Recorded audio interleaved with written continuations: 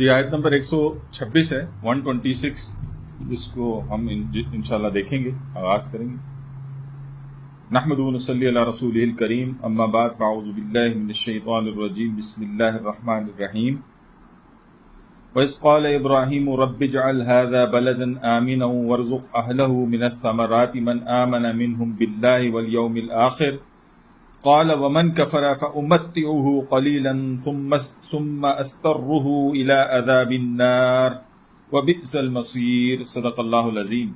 رب اشرح لي صدری ويسر لي أمری واحلل عقدة من لسانی يفقهوا قولی۔ اللهم علمنا رشدنا واعذنا من شرور أنفسنا، اللهم أرنا الحق حقا وارزقنا اتباعه وأرنا الباطل باطلا وارزقنا اجتنابه، آمین یا رب العالمین۔ آیت نمبر 126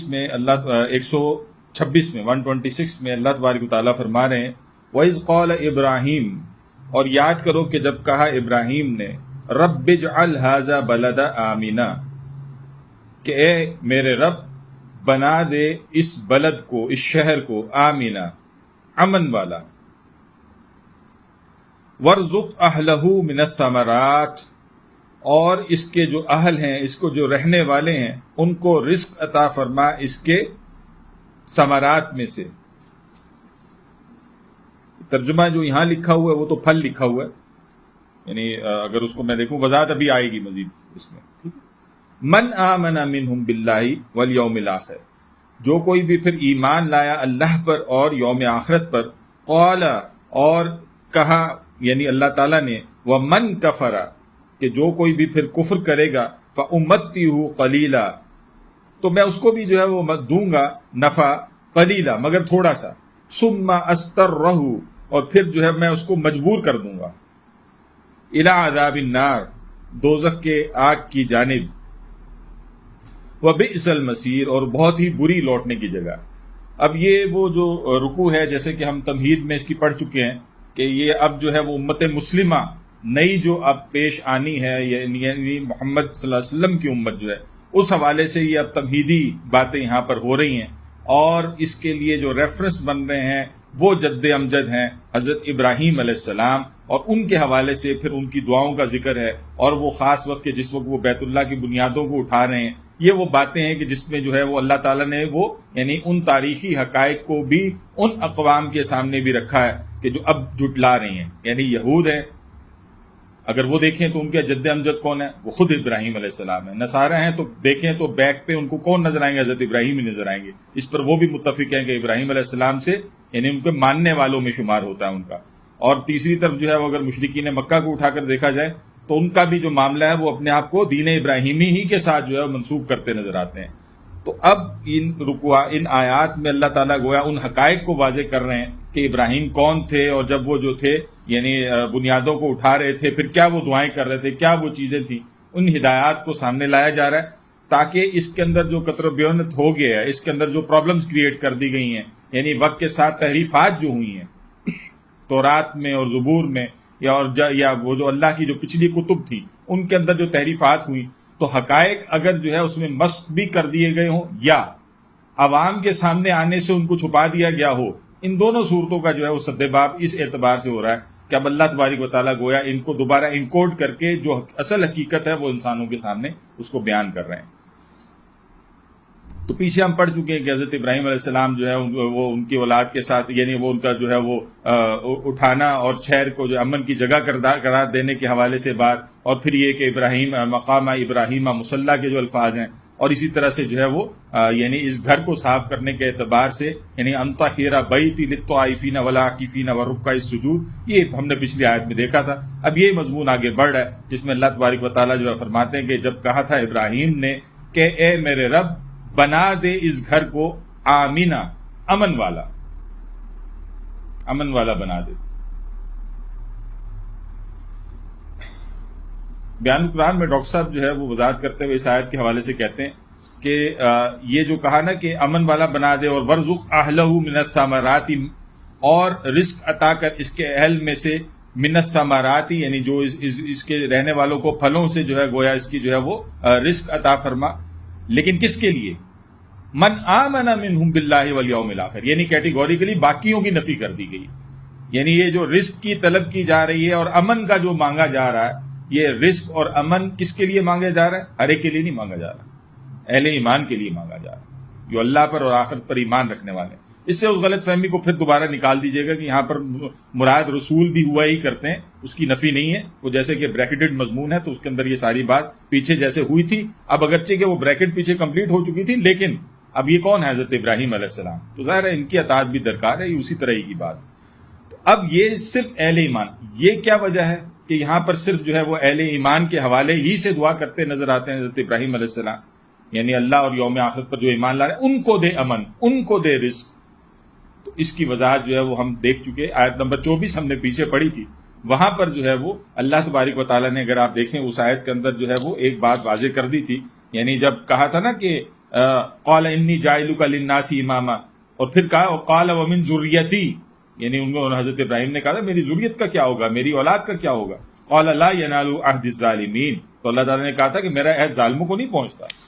اب یہ چونکہ پیچھے بات ہو چکی، اللہ تعالیٰ نے وضاحت کر دی کہ ظالموں کے ساتھ میرا کوئی تعلق نہیں ہے، تو ابراہیم علیہ السلام نے اب احتیاط برتی ہے دعا کرتے ہوئے کہ ظالموں کو اس دعا سے ہی باہر رکھ دیا، یعنی ساری اولاد کے لیے دعا نہیں کی، بس اسی کے لیے کی جو کہ اللہ کی ماننے والی ہے اور آخرت کی ماننے والی۔ کلیئر ہو گئی ہے جی بات؟ جی باقی اللہ تبارک و تعالیٰ نے ایک اور بات کی وضاحت یہاں پر کر دی ہے، اور وہ کیا ہے؟ قال ومن کفر فامتعه قلیلا، کہ جو یعنی جس نے کفر کیا، اللہ تعالیٰ کہتا ہے کہ میں اس کو دنیا سے، میں اس کو بھی محروم نہیں رکھوں گا، اس کو بھی میں متاع دوں گا، اس کو بھی گزران کا جو ہے وہ میں سامان دوں گا، لیکن قلیلا، تھوڑا سا، ظاہر ہے وہ تھوڑا ہی ہے نا، آخرت کے مقابل میں تو کچھ بھی نہیں ہے۔ آج جو ہے وہ ایک انسان جو ہے وہ، یعنی قارون کی بدولت کیا ہوگی جو آج جو ہے وہ لوگوں کے پاس جو ہے آپ دولتوں کے انبار جس طرح سے لگے ہوئے ہیں، ٹھیک ہے، لیکن کیا ہے، یہ جتنی بھی ہو جائے یہ قلیل ہے، آخرت کے بالمقابل بہت قلیل ہے، ٹھیک ہے۔ بالآخر ایک شخص کو دنیا چھوڑ کر جانا پڑتا ہے، ایپل ہے، کتنی بڑی دنیا کے اندر اس کے شیئرز ہیں اور کتنی کمائی ہے اس کی، لیکن وہ جو اسٹیو جابز تھا، بس اس کی زندگی جب پوری ہوئی تو ختم ہو گیا، تو قلیل ہی ہے نا، کیا لے کے گیا اپنے ساتھ۔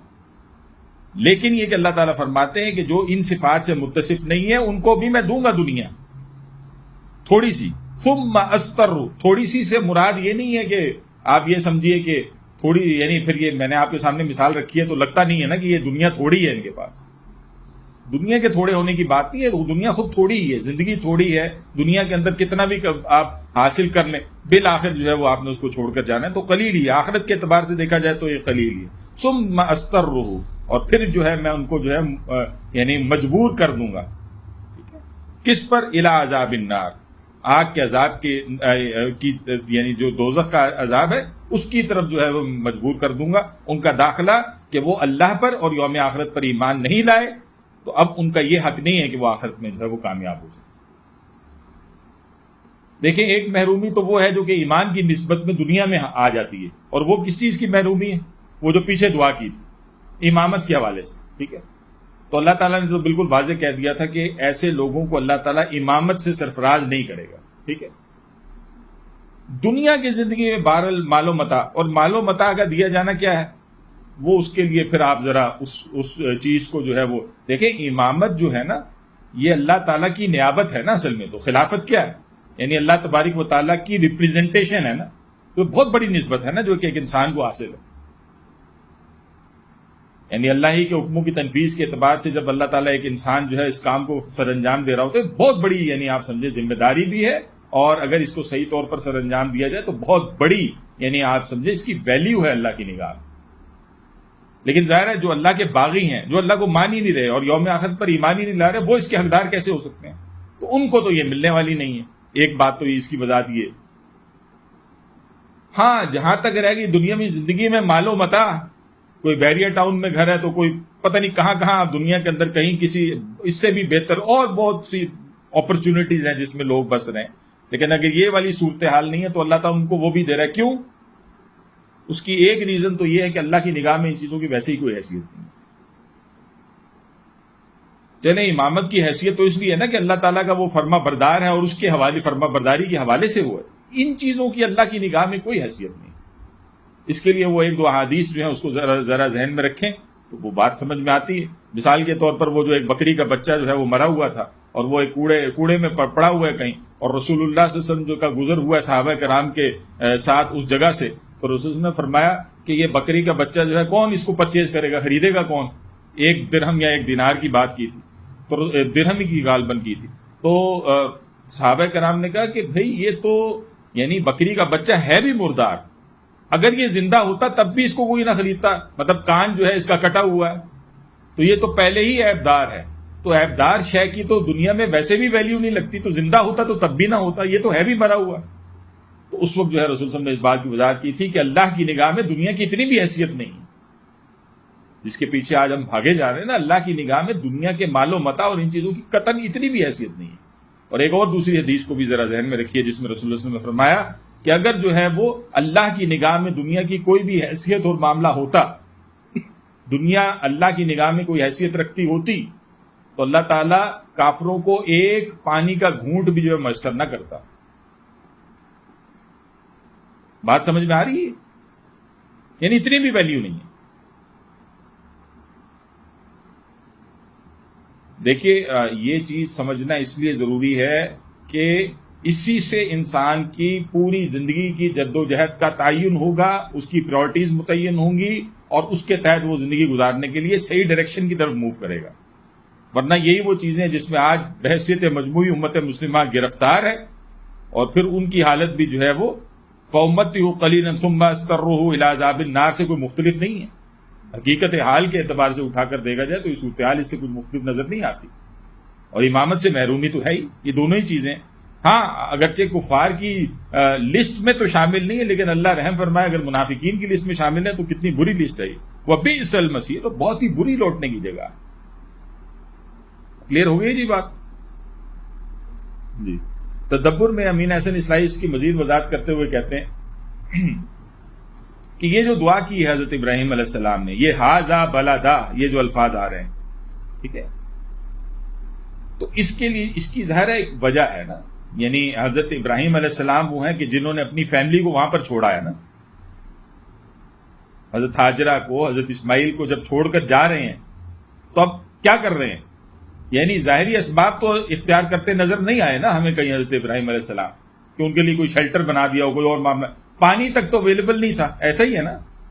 یعنی پانی کی جو اویلیبلٹی ہوئی ہے, وہ جو چاہے زمزم کا معاملہ ہوا ہے, وہ تو حضرت حاجرہ جو دوڑی ہیں آگے پیچھے, تو اللہ تعالیٰ نے جو ہے وہ ایک اور معجزاتی طور پر جو ہے وہ عطا فرمایا. لیکن حضرت ابراہیم علیہ السلام نے تو بندوبست نہیں کیا. لیکن حضرت ابراہیم نے بندوبست کس چیز کا کیا, اس کی وضاحت ہوئی ہے یہاں. تو گویا ہمارے لیے بھی اہم ترین بات یہ ہے کہ ہم اس کا بندوبست ضرور کریں. دوسرے بندوبست میں کمی رہ جائے کوئی مسئلہ نہیں, یہاں تو کمی چھوڑ ہے ہی نہیں وہ چیز. یعنی ایک تو ہے نا کہ یعنی حضرت ابراہیم نے تو بالکل کوئی شے نہیں ان کو اس طرح. یعنی ٹھیک ہے چلیں آپ یہ کہ زیادہ سے زیادہ کہہ سکتے ہیں کہ 2 وقت کا کوئی کھانا روٹی کوئی چیز ہو سکتی ہے ان کے پاس ہو کے جب وہ وہاں سے یہاں موو, لیکن کیا ہوگا, اس سے زیادہ تو کچھ بھی نہیں ہے نا. مطلب بندوبست سے مراد کہ یہ جو بندوبست کیا دعا کا. جی جی جی جی حضرت ابراہیم نے جو اصل شے چھوڑی اور ان کی سنت ہے, اور جو اصل شے ہے وہ کیا ہے, وہ جو دعا کرتے نظر آتے ہیں نا, کہ اور اللہ کے اوپر جو ان کا بھروسہ ہے, یہ ساری چیزیں اس میں شامل ہیں نا. اب ظاہر ہے جس جگہ چھوڑ کر جا رہے ہیں وہاں کے مسائل ہیں, ٹھیک ہے, وہاں کے مسائل کی کچھ وضاحت کرتے ہیں امین احسن اصلاحی. مثال کے طور پر ہم یہ اٹھا کر دیکھتے ہیں تو یہ جو وادی غیر ذی زرعین ہے, یہ جہاں کا کچھ اگتا ہی نہیں ہے, تو تہذیب و تمدن کے اعتبار سے بھی اس وقت رومن امپائر, پرشین امپائر, بڑی جگہ تو یہ تھی نا. تو تہذیب و تمدن کے اعتبار سے بھی یہ پسماندہ علاقہ ہے جس میں چھوڑ کر جایا جا رہا ہے. اور دوسری اس کی پرابلم یہ ہے کہ یہ آبادی اور زرخیزی سے بالکل محروم ہے. زرخیزی کو تو خود اللہ تعالیٰ کہہ رہے ہیں وادی غیر ذی زرعین, اگتا ہی کچھ نہیں ہے. اور جہاں تک جو ہے آبادی کی بات کی جائے تو یہاں کی اکثریت کس پر مشتمل ہے؟ اکثریت سے مراد کیا ہے؟ یعنی اگر کچھ چیدہ لوگ موجود ہیں تو کون ہیں وہ؟ مکہ میں وہ خانہ بدوش ہیں جو کہ آپ کہیں کہ پانی اور چراگاہوں ہی کی ہر وقت جو ہے وہ تلاش میں رہتے ہیں, اور موسم کے تبدیلی اور تغیرات کے تحت کبھی ادھر تو کبھی ادھر. خانہ بدوشوں کی زندگی کیسی ہوتی ہے, ایسی زندگی ہے ان کی. اسی لیے مکہ کے اندر جو ہے وہ اس وقت جو زیادہ تر کام ہو رہا ہے, کیا ہو رہا ہے, وہ 2 ہی 3 ہی نوعیت کا ہے. ایک ہے غلہ بانی. آج بھی آپ دیکھیں نا, یہ گرمی سردی میں اگر آپ جو ہے وہ ٹریول کریں گلگت اور اس سائڈ کی طرف یا ان علاقوں میں کشمیر سے اور اس طرف تو آپ دیکھیں گے کہ یہ جو بکروال ہوتے ہیں یہ موو کرتے نظر آئیں گے آپ کو، اپنی بکریاں لے کر جو ہے وہ سردیوں میں نیچے آ رہے ہیں، گرمیوں میں اوپر جا رہے ہیں. یہ صورتحال آپ کو جو ہے مستقل نظر آئے گی. تو ایک صورت تو ان کی وہاں پر بھی جو ہے وہ یہ نظر آتی ہے. اور معاشی کے حوالے سے اگر دوسری کوئی شے دیکھی جائے جس سے جو ہے وہ کھانا پینے کا معاملات ہو جائے، ظاہر ہے معاش کا اصل تعلق تو کھانے پینے یا اس ضرورت کے ساتھ ہی ہے زیادہ. تو دوسری چیز ہے شکار کر لیا کرتے تھے، ٹھیک ہے، شکار کر کے کچھ کھا پی لیا. اور ایک تیسری صورت پھر لوٹ مار کی ہے. ظاہر ہے کچھ بھی نہیں ہے آگے پیچھے، تو لوٹ مار والی صورت. یہ دو تین ہی چیزیں ہیں جو کہ معاش کے اعتبار سے اس جگہ پر نظر آ رہی. ان دونوں اعتبارات سے دیکھا جائے تو نہ اس جگہ کو امن حاصل ہے اور نہ ہی اس جگہ کو رزق حاصل ہے. ایسا ہی ہے نا. اور یہ دیکھیے کہ کیا خوبصورت دعا کی ہے حضرت ابراہیم علیہ السلام نے. ان دونوں چیزوں کی دعا کی ہے، اپنی فیملی ان کے لیے جو چھوڑی تھی اس کے لیے بھی، اور پھر یہ کہ جو ان کے یعنی جو ظاہر ہے اس رستے پر چلنے والے ہیں جو اللہ کا رستہ ہے اس کے لیے جو دعا کی جا رہی ہے. اور پھر یہ دعا جو قبول ہوئی ہے خاص طور پر ان دونوں یعنی اعتبارات سے، امن کے حساب سے بھی اور رزق کے بھی حساب سے بھی، اس کا مخالف سے مخالف ترین بندہ بھی انکار نہیں کر سکتا. یہ آنکھوں سے نظر آنے والی شے ہے کہ اس کو کیسے امن حاصل ہوا. لہذا اس کی مزید وضاحت کرتے ہوئے ابن حسن اصلاحی کہتے ہیں کہ دیکھیے نا کہ اگر آپ غور کریں گے تو دعا کن کن حالتوں میں قبول ہوئی ہے.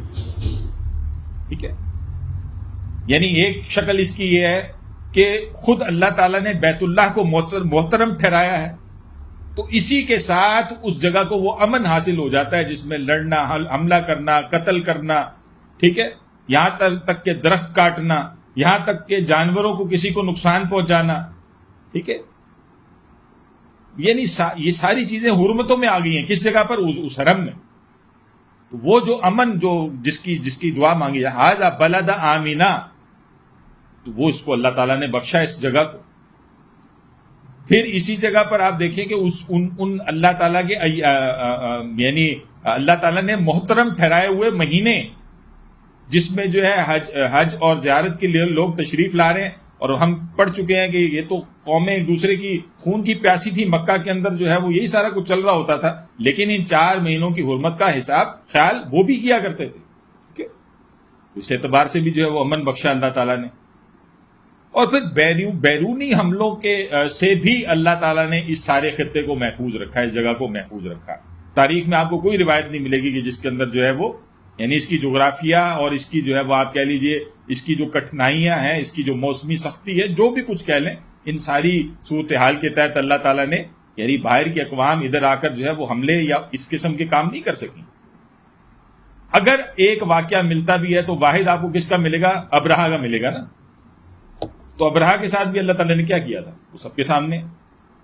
یعنی اگر کسی کے دل میں دماغ میں کوئی شے کھل بھی سکتی تھی کہ یہ بھی ہو سکتا ہے، تو اس کے لیے جو ہے وہ اللہ تعالیٰ نے اس کو امن کا گہوارہ بناتے ہوئے اس کی دنیا کے سامنے وہ مثال بھی پیش کر دی کہ اگر کوئی اس پر حملہ کرنے کے لیے نکلا ہے، وہ کتنا ہی طاقتور کیوں نہ ہو، ابرہا یعنی اپنی ہاتھیوں کی فوج کے ساتھ وہ نکلا ہے، لیکن پھر اللہ تعالیٰ نے اس کو کیا کر دیا؟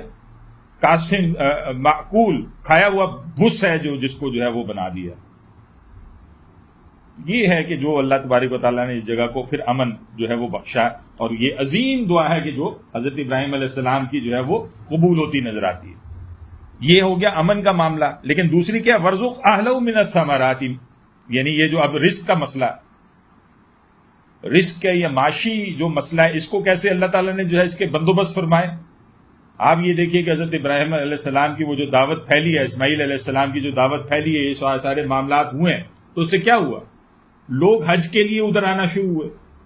جب حج کے لیے آئے تو اب یہ ملٹی نیشن ہے نا، مطلب آپ مختلف جگہوں سے آ رہے ہیں، ٹھیک ہے، تو یہ خود بخود یہاں پر جو ہے وہ کاروبار اور تجارت کی جو ہے وہ آپ سمجھے ایک ہب بن گیا.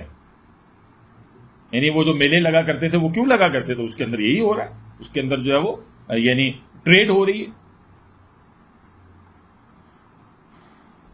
اور پھر دوسری چیز یہ ہے کہ عرب میں جو خاص طور پر ان کو مقام حاصل ہو گیا تھا خانہ کعبہ کی تولیت کے اعتبار سے، ظاہر ہے اس کی بہت ساری تفصیل جو ہے وہ ہم تفسیر کے وہ جو ہم نے سیرت پڑھی ہے وہاں بھی پڑھ کر آ چکے ہیں. لہٰذا ان کو سیاسی آپ کہیں کہ برتری اور مذہبی جو ان کی دھاک ہے وہ اس جگہ پر پائی جاتی تھی. لہٰذا ہم یہ بھی پیچھے پڑ چکے یا جانتے ہیں، ہم سیرت میں بھی پڑھ چکے کہ یعنی قریش کے جو قافلے ہیں ان کو جو ہے وہ امن حاصل ہوا کرتا تھا، ان پر تو کوئی ہاتھ نہیں ڈالتا تھا. تو یہ وہ ساری باتیں ہیں کہ آپ دیکھیں کہ کتنا زبردست معاملہ ہے یہ. اللہ تعالیٰ سے دعا ہے کہ اللہ تعالیٰ ہمیں اس حقیقت کو سمجھنے کی توفیق عطا فرمائے اور خود اپنے لیے اور اپنی اولاد کے لیے خاص طور پر دعاؤں کا اہتمام کرنے کی توفیق عطا فرمائے.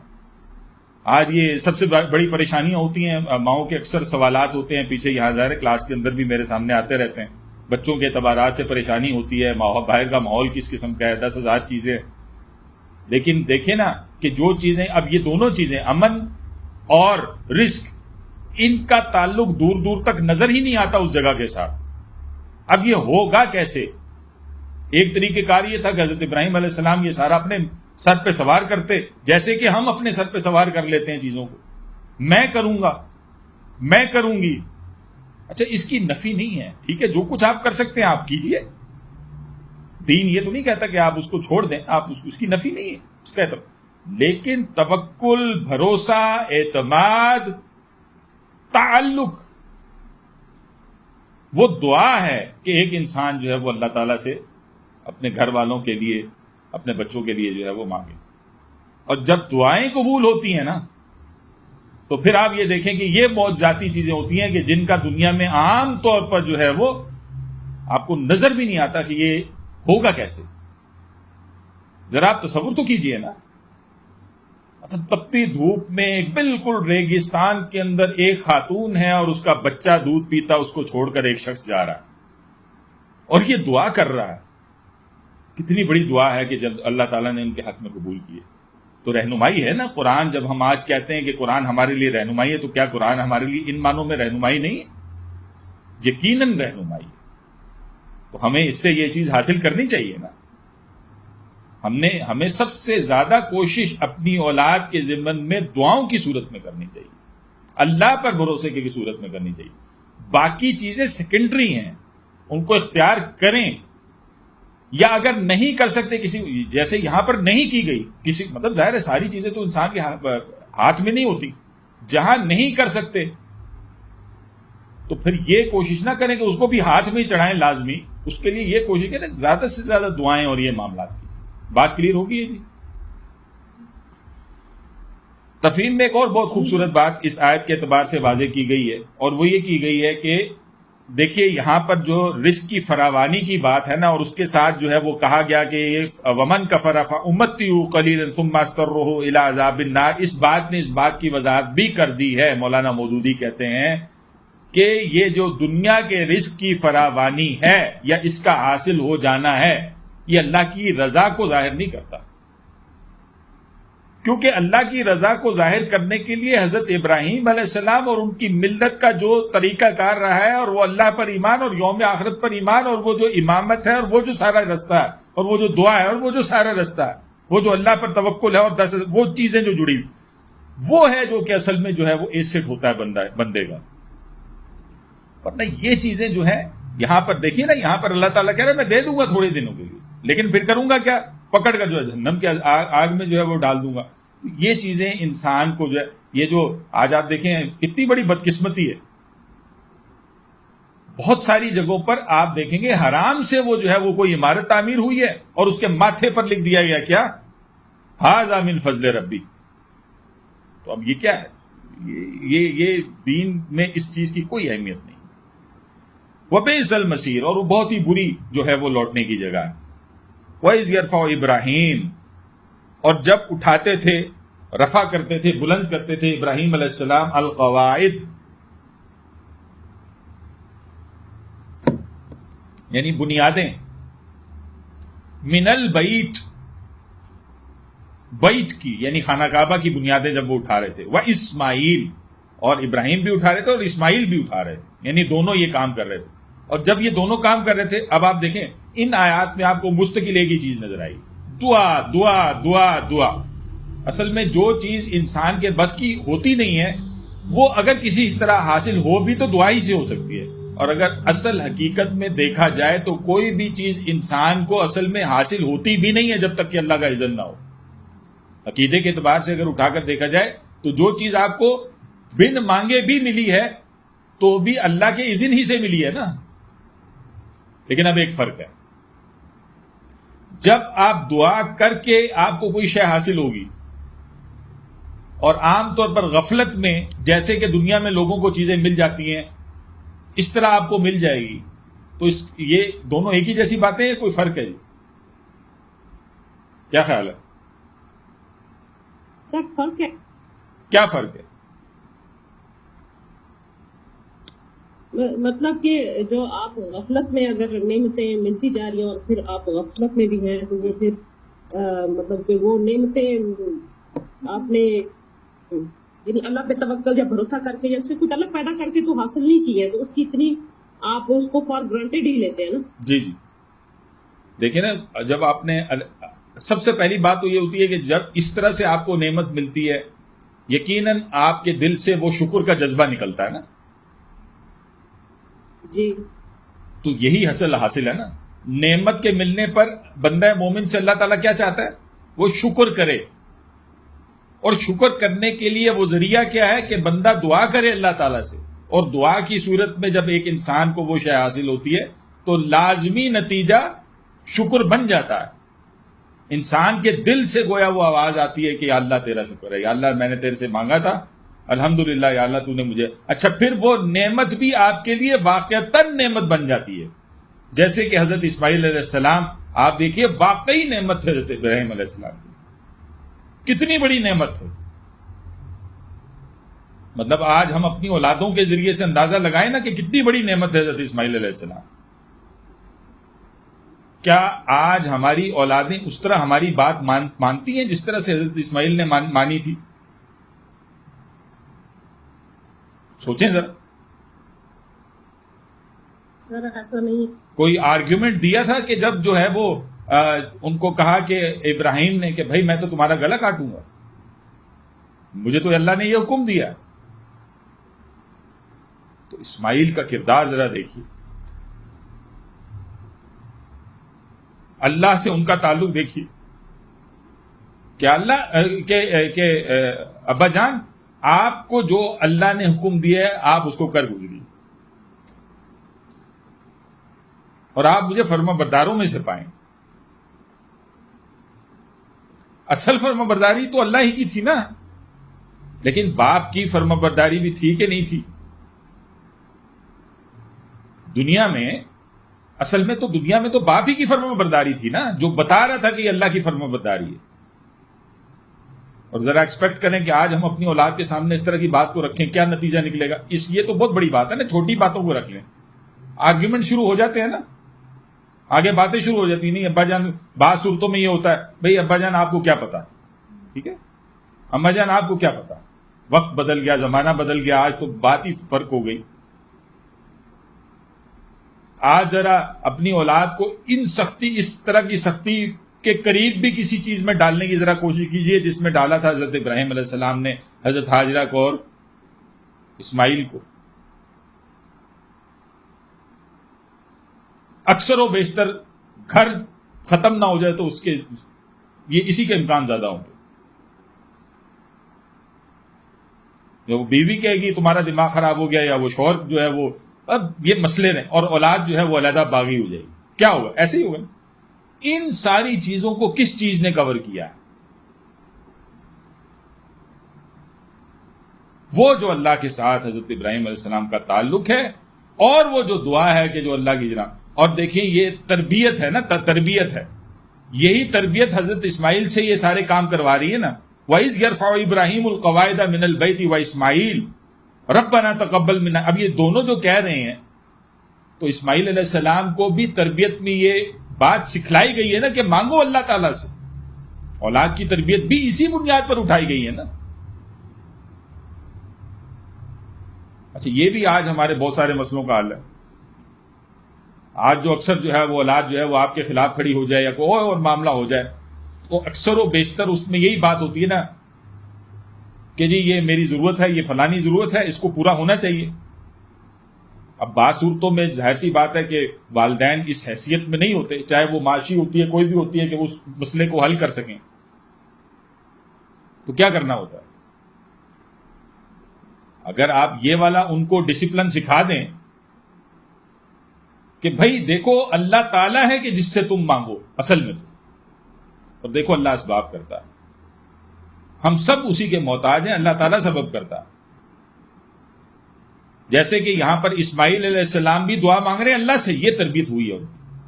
تو آپ دیکھیں کہ گھروں کے مسئلے بھی حل ہوں گے کہ نہیں ہوں گے، اولاد بھی بہتر ہوگی کہ نہیں ہوگی.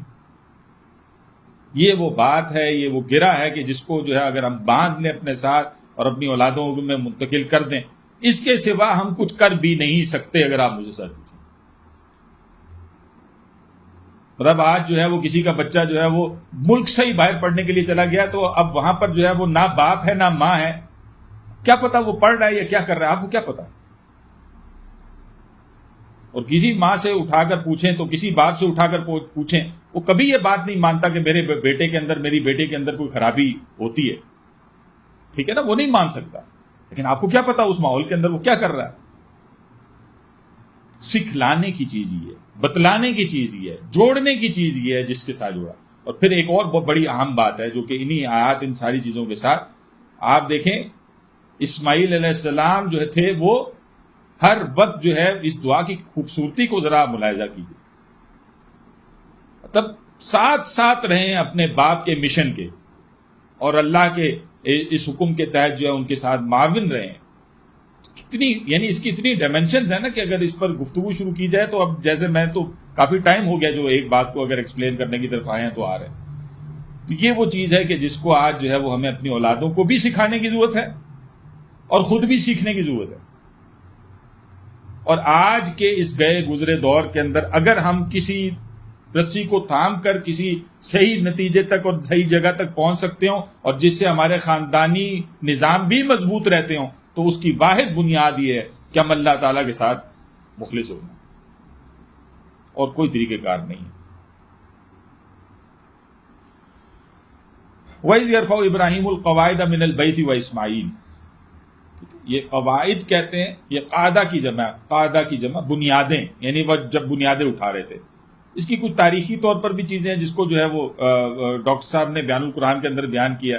وہ یہ کہ یہ جو بنیادوں کا اٹھائے جانے سے اب یہ بات تو سمجھ میں آ گئی کہ یہ خانہ کعبہ کی عمارت کے اصل بانی یا اصل معمار وہ تو حضرت ابراہیم علیہ السلام نہیں.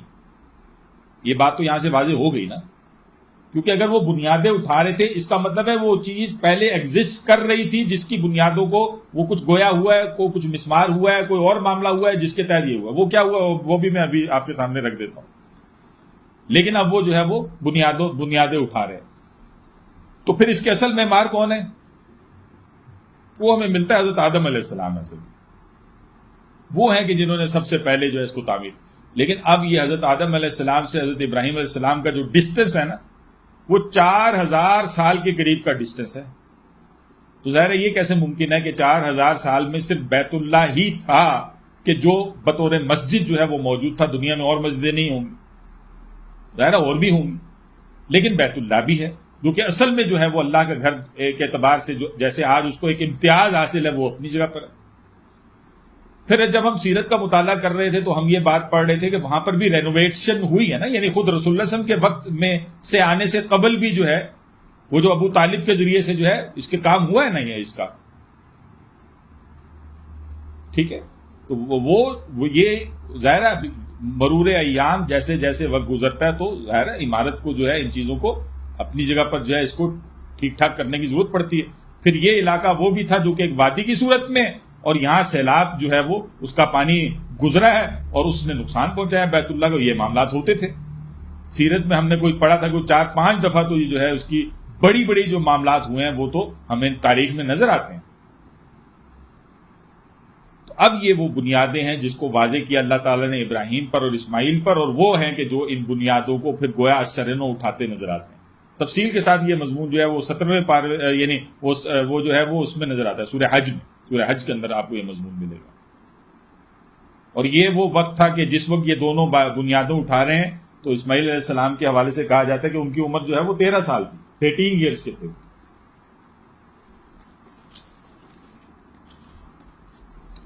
اور جب وہ یہ کر رہے ہیں تو کیا کہہ رہے ہیں؟ ربنا تقبل منا، اے ہمارے رب ہم سے تو قبول فرما لے. امین احسن اصلاحی تدبر میں کہتے ہیں کہ یہ قبول کرنے کے اعتبارات سے دو باتیں ہو سکتی ہیں.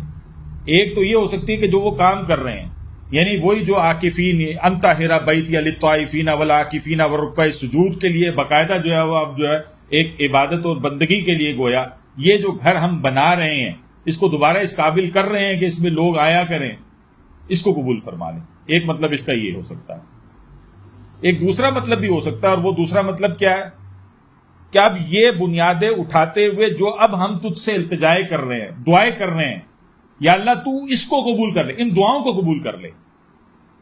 اور یہ دوسرا مفہوم جو ہے نا یہ زیادہ یہاں پر انٹیکٹ نظر آتا ہے. اس کی ایک وجہ ہے، آگے جو آیت آ رہی ہے اس میں وہ التجائیں ذکر ہو رہی ہیں. یعنی اب وہ جب بنیادوں کو اٹھا رہے تھے نا تو کچھ دعائیں کر رہے تھے، کچھ اسپیسیفک دعائیں کر رہے تھے، ان کا ذکر جو ہے وہ اگلی آیت میں آ رہا ہے. تو لہٰذا یہ جو دوسرا مفہوم ہے یہ زیادہ قرین از قیاس ہے کہ اس کو اس آیت کے ضمن میں لیا جائے. اور کہا انک انت السمیع العلیم، بے شک تو سننے والا ہے اور جاننے والا ہے. اب یہ دیکھیں تو یہ اسلوب حصر ہے، یعنی اگر اس کا صحیح ترجمہ یا اس کے اندر اس کی وضاحت کو دیکھا جائے، تو ہی ہے کہ جو سننے والا ہے اور تو ہی ہے کہ جو علم رکھنے والا ہے. تو جو دعا مانگ رہا ہے گویا اس کے دل میں یعنی وہ پوری طرح اپنے آپ کو سپرد کر رہا ہے اس سمیع العلیم ذات کے. کامل اعتماد کا اظہار ہے جو کہ اس دعا کے اندر پھر نظر آ رہا ہے. ربنا وجعلنا مسلمین، اے ہمارے رب ہمیں بنا دے فرما بردار. اب یہ وہ التجا ہے، یہ وہ دعائیں ہیں جو کہ اٹھاتے ہوئے بیت اللہ کی بنیادوں کو کی جا رہی. پہلی چیز کیا ہے؟ ہمیں مسلم بنا دے. کس کا؟ لگ اپنا. اس کا مطلب ہے مسلمین کا لفظ جو ہے وہ کوئی خاص طور پر اس کا کوئی اور مطلب بھی ہے نا، اصل مطلب بھی ہے. اس کا اصل مطلب کیا ہے؟ فرما بردار بنا دے. مسلم فرما بردار، اطاعت گزار، وہ جس نے اپنا سر تسلیم خم کر دیا ہو اللہ کے حکموں کے آگے، جو کہ اپنی ساری چیزوں کو سرنڈر کر چکا ہو اپنے رب کے سامنے. یا اللہ تو ہمیں ایسا بنا دے. ایک بات. دوسری بات وَمِن ذُرِّيَّتِنَا. اب آپ دیکھیں یہ یہاں پر دوبارہ اس بات کو یعنی اب یہ دعا ہے جو کہ پھر واضح کر رہی ہے، اور ہماری اولاد کو بھی کیا کر اس کو امتم مسلمۃ لک، اپنی فرما بردار امت میں سے بنا. یعنی گویا اپنی پوری نسل کے لیے دعا مانگی جا رہی ہے. دو باتیں ہو گئیں. وَأَرِنَا مَنَاسِكَنَا، اور ہمیں جو ہے وہ مناسک یعنی حج کے جو طریقے ہیں وہ سکھلا یا دکھلا. ابھی میں وضاحت کر دوں گا یہ دکھلا سکھلا میں کیا فرق ہو سکتا ہے. اور چوتھی بات وَتُبْ عَلَيْنَا، اور ہماری توبہ قبول فرما. اِنَّكَ أَنْتَ التَّوَّابُ الرَّحِيمُ، بے شک تو بہت توبہ کا قبول کرنے والا یعنی کرنے والا ہے اور رحیم ہے. یہ وہ التجائیں ہیں، یہ وہ ریکویسٹس ہیں، یہ وہ دعائیں ہیں جو بیت اللہ جیسی ایک عظیم عمارت کی تعمیر اور اس کی ایک بہترین اس طرح کی خدمت کرتے ہوئے حضرت ابراہیم اور اسماعیل علیہ السلام دعا مانگتے نظر آتے ہیں. ایک توجہ تو ڈاکٹر صاحب نے مجموعی طور پر اس حوالے سے دلائی ہے کہ آپ یہ دیکھیے یہ جو پہلا ہی حصہ ہے اس کا کہ اللہ تو ہمیں فرما بردار بنا، تو کسی کو کوئی شک ہے کہ حضرت ابراہیم علیہ السلام اور اسماعیل علیہ السلام جو تھے وہ اللہ تعالیٰ کے فرما بردار بندوں میں سے نہیں تھے؟ ایسے تو کچھ بھی نہیں ہے نا. پھر فرما بردار ہوتے ہوئے یہ بات کہی جا رہی ہے کہ یا اللہ تو ہمیں فرما بردار بنا. تو اگر ایک ایسا شخص جس کو اللہ تعالیٰ کی فرما برداری میں ایک خاص مقام اور بہترین مقام حاصل کیوں نہ بھی ہو، تب بھی اگر وہ یہ طرز عمل اختیار کر رہا ہے تو گویا وہ اس حقیقت کو جانتا ہے کہ وہ ہر وقت اللہ تعالیٰ کی رحمت کا محتاج ہے. اللہ کی رحمت ہی ہوگی کہ اگر اس کی فرما برداری کو قبول کر لیا تو وہ کامیاب ہو سکتا ہے. تو اگر اس طرح کی ہستی بھی اس کی محتاج ہے اور اللہ سے یہ مانگتی ہے تو پھر ہم کس کھیت کی مولی ہیں؟ آج ہم کون سی جو ہے وہ آپ سمجھیں کہ یہ یعنی اپنے آپ کو کتنا بڑا دھوکہ آج ہم نے دیا ہوا ہے. اچھا پھر ذرا غور کیجئے، کبھی ہم نے اپنے لیے بھی یہ دعا کی ہے؟ میرا نہیں خیال، نہ کبھی میں نے کسی سے سنی ہے اور نہ ہی کبھی شاید میں نے خود بھی نہ کی ہو اس طرح. یا ہم اپنا جائزہ لیں کہ اللہ تو ہمیں مسلمان بنا. اچھا یہ دیکھنے میں تو بڑی چھوٹی سی بات لگتی ہے نا، بہت بڑی بات کہ اللہ تو فرما برداری پر جو ہے وہ ہمیں چلا. یہ وہ دعا ہے کہ جو کر رہے ہیں. تو گویا ہمیں اللہ تعالیٰ سے نہ صرف یہ کہ ڈرتے رہنا چاہیے بلکہ اللہ کی پناہ طلب کرتے رہنا چاہیے اس کام کو کرنے کے لیے.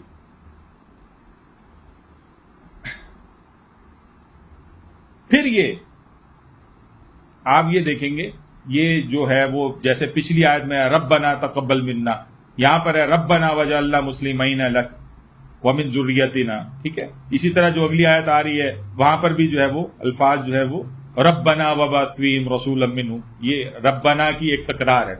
تو امین احسن اصلاحی جو ہے نا وہ کہتے ہیں کہ ربنا جو بار بار جو تکرار جو ربنا کے الفاظ کے ساتھ کی جا رہی ہے یہ اصل میں دعا کا ادب ہے کہ ایک انسان اگر جو ہے اس طرح سے اللہ سے دعا مانگے تو گویا اللہ تعالیٰ اس کو قبولیت بخشتا ہے. جیسے کہ ان حضرات نے اللہ سے ان الفاظ کے تحت دعا مانگی تو اللہ تعالیٰ نے ان کی دعاؤں کو شرف قبولیت بخشا. تو ہمیں بھی اپنی دعاؤں میں بہرحال اللہ تعالیٰ کو پکارنے کے اعتبار سے یہ ایک طریقہ کار سمجھایا گیا ہے کہ ہم اس طریقہ کار کو اختیار کریں. کلیئر ہے جی؟ پھر یہ بڑی پر حکمت دعا ہے جی. اس دعا کا پہلا حصہ اس بات سے بحث کرتا ہے ربنا وجعلنا مسلمین لکا. یہ پہلا حصہ اس بات کی وضاحت کرتا ہے کہ وہ جو جیسے کہ سورہ تحریم میں نا قو انفسکم، اپنے آپ کو بچاؤ اس آخرت کے اعتبار سے. تو پہلے اپنے لیے دعا کی جا رہی ہے کہ اللہ ہمیں مسلمان بنا. یعنی بڑی پر حکمت بات ہے کہ سب سے پہلے باپ اور بیٹے نے خود اپنے آپ کے مسلم بنائے جانے کی دعا کی ہے یار. دوسری چیز جس کو وہ نمایاں کرتے ہیں وہ کہتے ہیں کہ اسلام کے درجات کی مراتب کی کوئی حد نہیں ہے. یعنی ایسا نہیں ہے کہ ابراہیم اور اسماعیل، اصل میں یہ تو دیکھیں یہ تو بہت ایلیٹ کلاس ہے. آپ سمجھیں کہ حضرت ابراہیم تو ایلیٹ کلاس کے، یعنی ان سے ان کا رسولوں میں تعلق، یعنی جس درجے کا ان کا معاملہ ہے آپ ذرا اندازہ تو کیجئے جس طرح قرآن ان کی تعریف کو بیان کرتا ہے. لیکن مسلم میں کامل ہونے کی دعا وہ بھی مانگتے نظر آ رہے ہیں. تو اس کا کیا مطلب ہے؟ اس کا مطلب ہے کہ یہ درجات بڑھائے آگے سے آگے، اس کا سفر جو ہے یہ آگے سے آگے بڑھتا چلا جاتا ہے. اس کے لیے انسان کو یعنی یہ اس دعا سے کبھی کوئی غافل نہیں رہ سکتا. یعنی ہو سکتا ہے کہ آج ایک شخص جو ہے وہ اپنے سال بھر کا 2 سال کا کوئی ڈیٹا جائزہ اٹھا کر دیکھے تو یہ آج اگر اس کو ہدایت حاصل ہو گئی ہے اور فرض کریں 2 سال بعد وہ اپنا تجزیہ کرے تو اپنے آپ کو دیکھے کہ بھائی میں تو آج بہت اچھا مسلمان ہوں پہلے کی نسبت. اللہ کرے ایسے ہی ہو، ٹھیک ہے. لیکن اب اس بات کو سوچ کے کہ میں بہت اچھا مسلمان چونکہ ہو گیا ہوں، اب لہٰذا مجھے مزید کوئی اللہ تعالیٰ سے مانگنے کی ضرورت نہیں. یہ دعا اس بات کی وضاحت کر رہی ہے کہ اگر ابراہیم اور اسماعیل بھی یہ مانگتے ہیں کہ اللہ تو ہمیں مسلمان بنا دے تو یہ درجوں میں آگے سے آگے بڑھ سکتا ہے انسان. کلیئر ہو گئی ہے یہ بات؟ تیسری بات جو انہوں نے سمجھائی ہے یہاں پر کہ دیکھیں یہاں پر جو دعا کی جا رہی ہے یعنی ایک انتہائی اہم مشن ہے جس کو جو ہے وہ تکمیل کی، یعنی مرکز کی یعنی اسی کا مرکز ہے جس کی تعمیر میں یہ حضرات جو ہے وہ لگے ہوئے ہیں. تو یہاں وہ مسلمان ہونے کی دعا مانگ رہے ہیں نا. اس سے اس بات کی بھی وضاحت ہوتی ہے کہ وہ یہودی ہونے کی دعا نہیں مانگ رہے، وہ نصرانی ہونے کی دعا نہیں مانگ رہے، وہ کوئی اور ہونے کی دعا نہیں مانگ رہے مگر یہ کہ مسلمان ہونے کی دعا مانگ رہے. یعنی دنیا کے اعتبار سے قانوناً بھی ایک شخص کو مسلمان ہی ہونا چاہیے، اس کے علاوہ کسی کی گنجائش نہیں. یہ بھی اسی جگہ سے ہمارے سامنے چیز آ جاتی ہے. اور چوتھی چیز جس کا ذکر یہاں پر ہوا ہے وَمِن ذُرِّيَّتِنَا أُمَّةً مُسْلِمَةً لَكَ، تو اس میں جو ہے وہ کیا دنیا میں جی جی آپ نے کیا کہا دنیا میں قانوناً مسلمان ہونا بھی مطلب ایک بہت بڑی بات ہے. جی جی یہی بات ہے نا. یعنی آپ دیکھیں نا حضرت ابراہیم نے اپنے آپ کو مسلمان ہونے ہی کی طرف نسبت دی ہے نا. تو بعد میں جو یہودی ہوئے, جو نصرانی ہوئے, اور انہوں نے سمجھا کہ ہم ہیں جنت کے ٹھیکے دار, تو یہاں بتایا جا رہا ہے کہ جو تمہارے جد امجد تھے وہ یہودی نہیں تھے, وہ نصرانی نہیں تھے. انہوں نے تو اپنے لیے دعا کیا کی تھی؟ مسلمان ہونے کی دعا کی.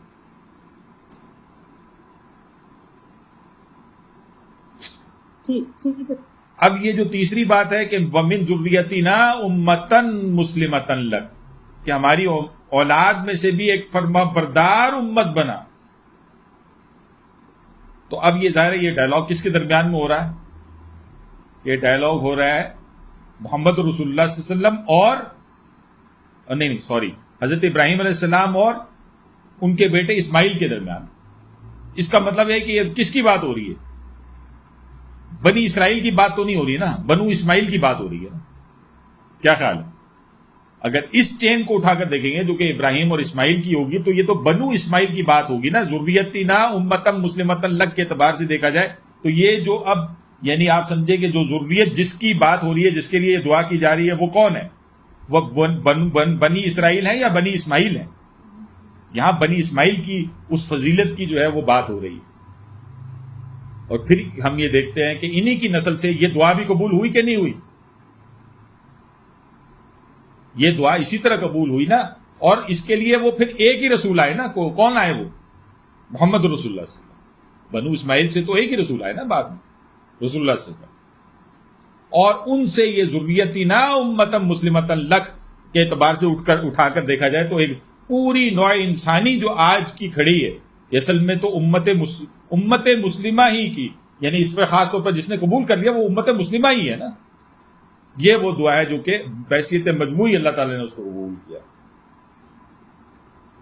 اور پھر کہا وَأَرِنَا, اور ہمیں دکھلا, مناسکنا, حج کے طریقے. اب اس میں دو طرح سے بات ہے نا. ایک ہے سکھلا, اگر ہم کہیں ارینا سے مراد ہے سکھلا. اب یعنی مناسک حج کیسے ادا ہوں گے؟ ظاہر دیکھیں اللہ تعالیٰ کی عبادت کرنے کا جو طریقہ کار ہے وہ ہمیشہ وہی کا محتاج رہا ہے. اس کے بغیر آپ اس کا تعین کر کیسے سکتے ہیں؟ بھئی نماز ہے, نماز کے اندر دو ہی سجدے کرنے ہیں, اس طرح کھڑے ہوا جاتا ہے, اس طرح رکوع کیا جاتا ہے, اس طرح یہ, اس کا تعین اللہ کی گائیڈنس کے بغیر ممکن ہی کس طرح ہے؟ کوئی طریقہ کار نہیں ہے نا. عقل تو لڑا کے نہیں کیا جا سکتا. مطلب عقلاً جو ہے وہ اگر آپ کو کہے اللہ تعالیٰ کہ اللہ تعالیٰ کی سب سے پسندیدہ حالت انسان کی کون سی ہے؟ سجدہ, ایسے ہی ہے نا.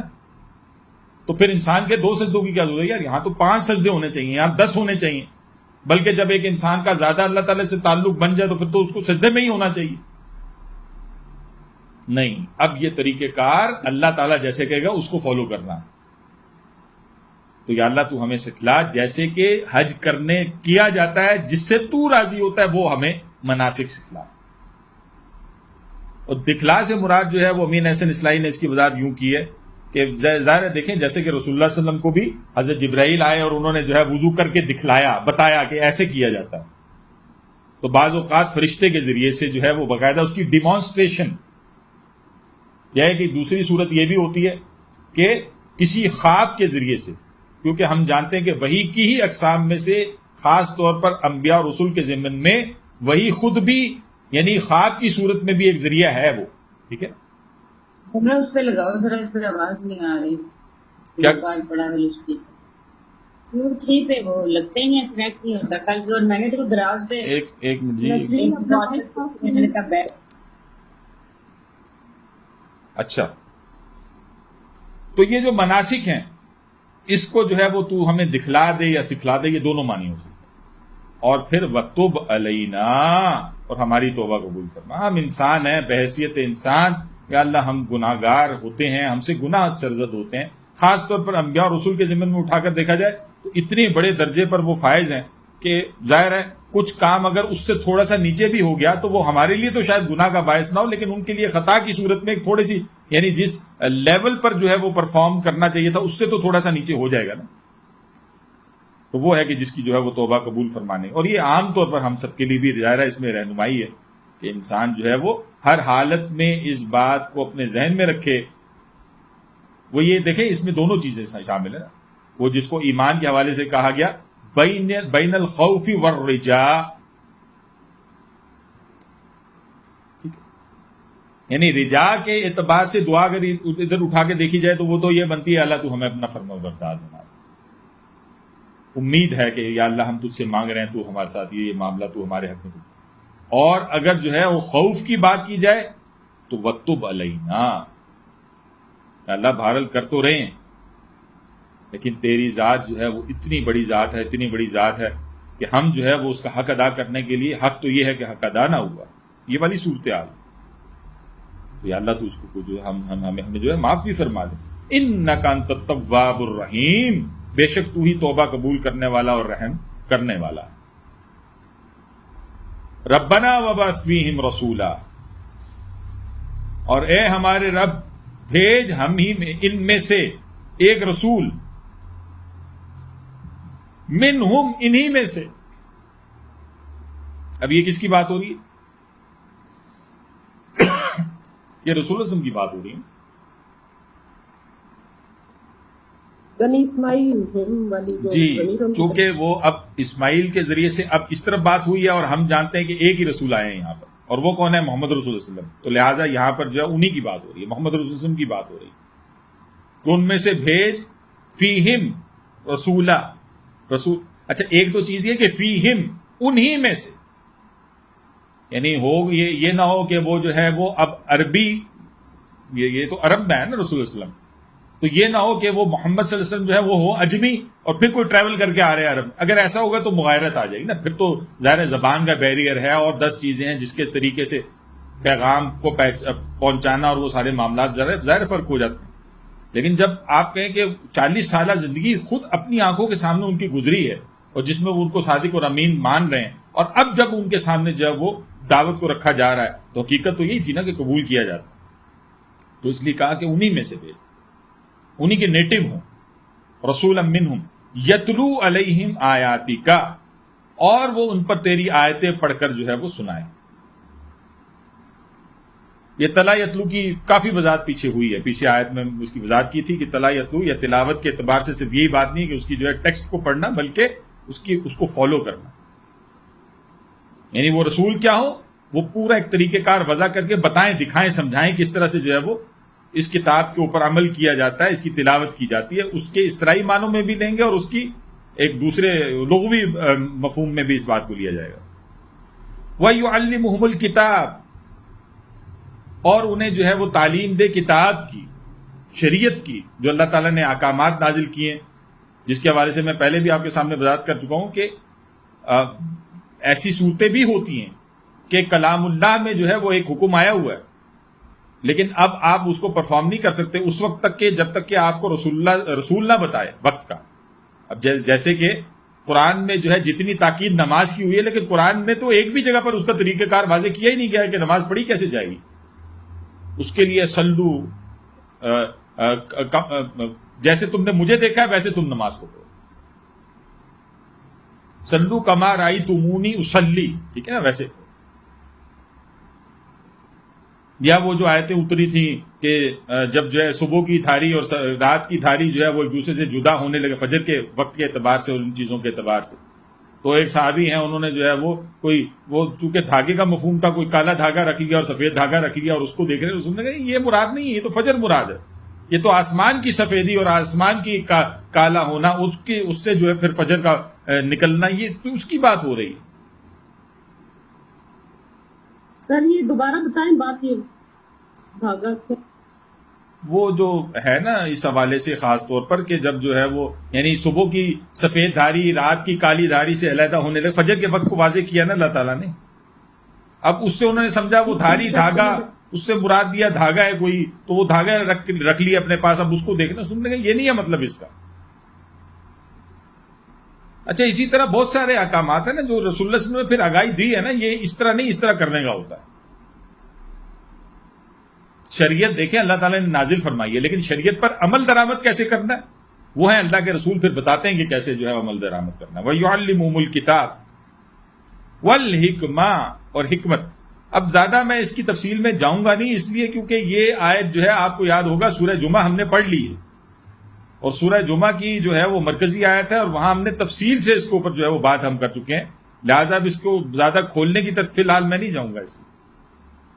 وَيُزَكِّيهِمْ، اور ان کو پاک کر دے، ان کا تزکیہ کر دے۔ تزکیہ کس چیز سے، کیا چیز ہے؟